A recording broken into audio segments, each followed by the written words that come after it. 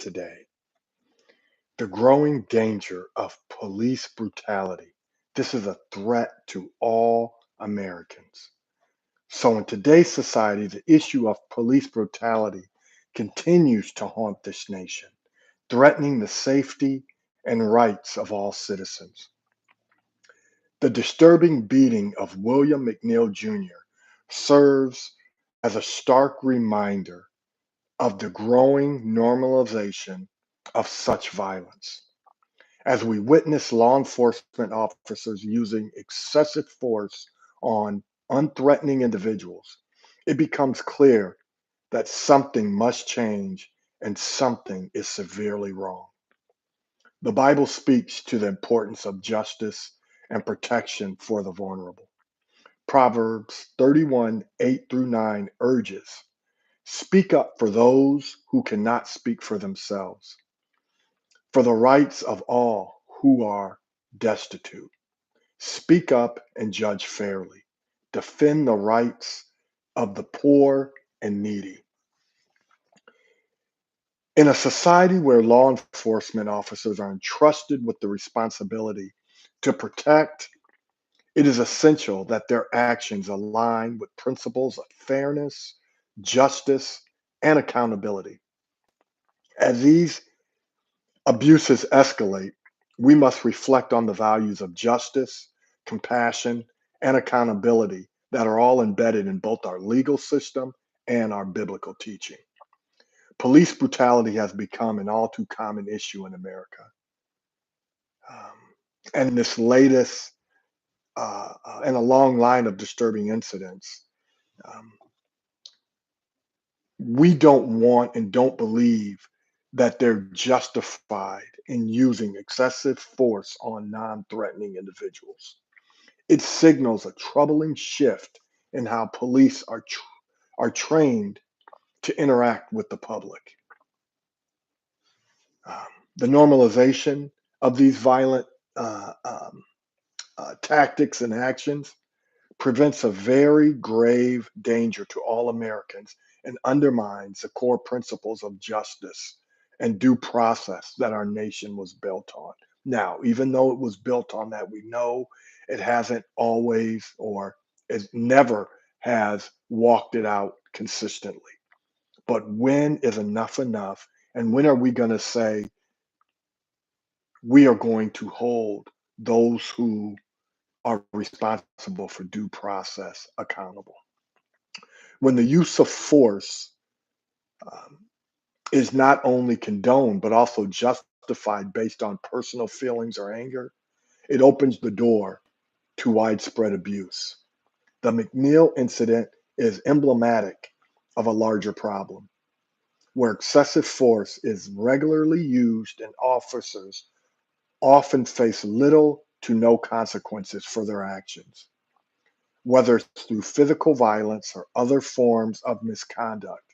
The consequences of these actions can ripple through entire communities, creating an atmosphere of fear and mistrust. Moreover, the involvement of ICE agents in rounding up individuals suspected of being in the country illegally without due process only compounds this problem.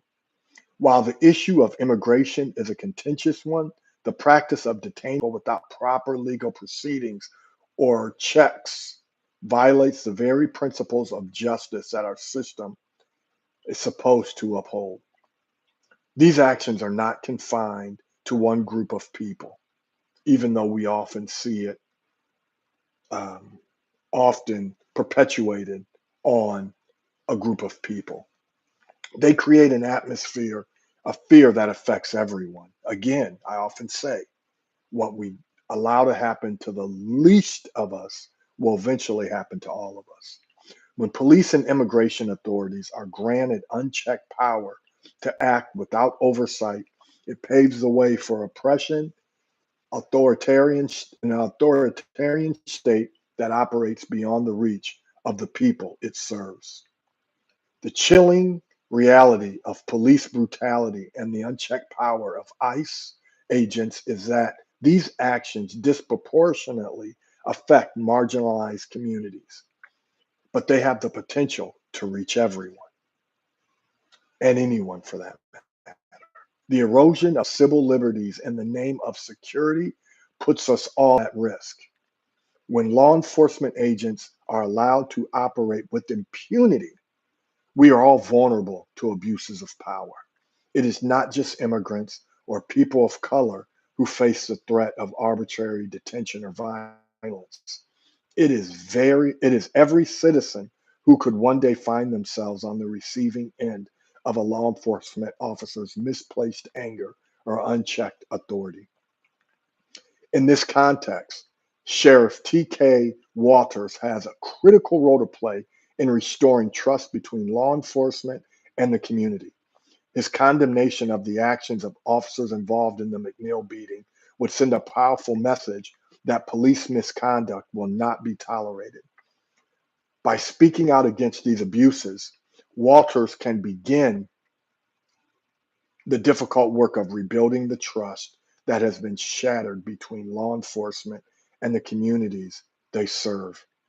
Trust is the foundation of any functional relationship between the police and the people. And without it, we cannot hope to maintain a just society. And especially in a day and age like today, where cover ups have become the norm, or ignoring consistent abuse of individuals to protect those that we say are in power has to come to an end. We have to demand this to be the case. Finally, the growing threat of police brutality and the unchecked power of law enforcement agencies pose a serious risk to the fundamental freedoms and dignity of all Americans. In the case of William McNeil Jr. and others like him, the consequences of such violence extend beyond the immediate victims to affect the trust between law enforcement and their communities they are sworn to protect. The Bible calls us to pursue justice and righteousness as seen in Micah 6:8. He has shown you, O mortal, what is good. And what does the Lord require of you? To act justly and to love mercy and to walk humbly with your God. It is not enough to be passive observers when injustice takes place. We are called to speak out, to demand accountability, and to ensure that every individual's dignity is protected. As Sheriff T.K. Waters and other leaders work to restore trust in law enforcement, let us remember the power of accountability and the need for compassion in our pursuit of justice. Only through these efforts can we truly fulfill the biblical call to protect and serve with integrity, love, and respect of all people.